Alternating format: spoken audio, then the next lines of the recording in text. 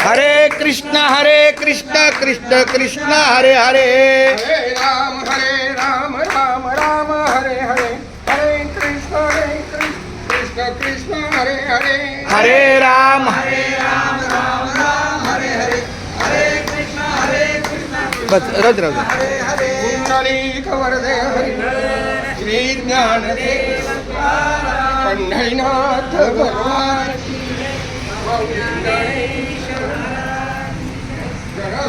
पुढे नाही बस ज्याला बसता येईल तिथे बसून घ्या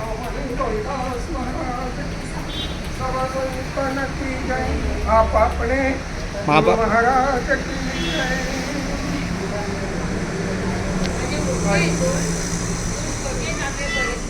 जो आत्मला भासारिखे हो मटे काहीच न देखे मनाने भोग विषेचे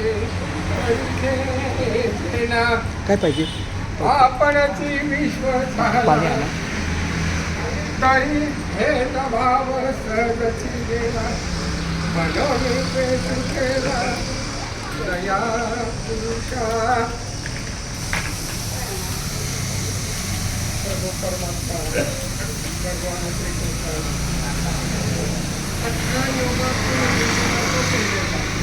अठरा अध्याय म्हणजे अठरा योग आहे.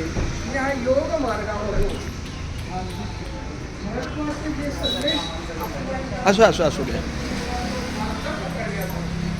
किंवा या मनुष्य प्राण्याला आपल्या ध्येयापर्यंत पोहोचण्यासाठी दोन महत्वाचे मार्ग दिले. हे राहू दे बघा दादा महत्वाचा मार्ग आहे भक्ती.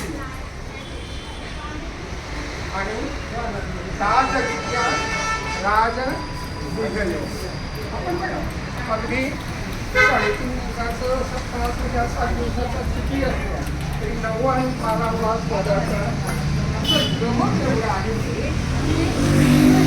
ज्ञान अर्जुनाला सांगितलं आहे. पण त्याबरोबर सगळ्यात महत्वाचं ज्ञान आहे म्हणजे भक्ती. भक्तीशिवाय मुक्ती नाही. भक्ती ही आपली पहिली पायरी आहे. दुसरी पायरी आहे ज्ञान. तिसरी पायरी आहे वैराग्य.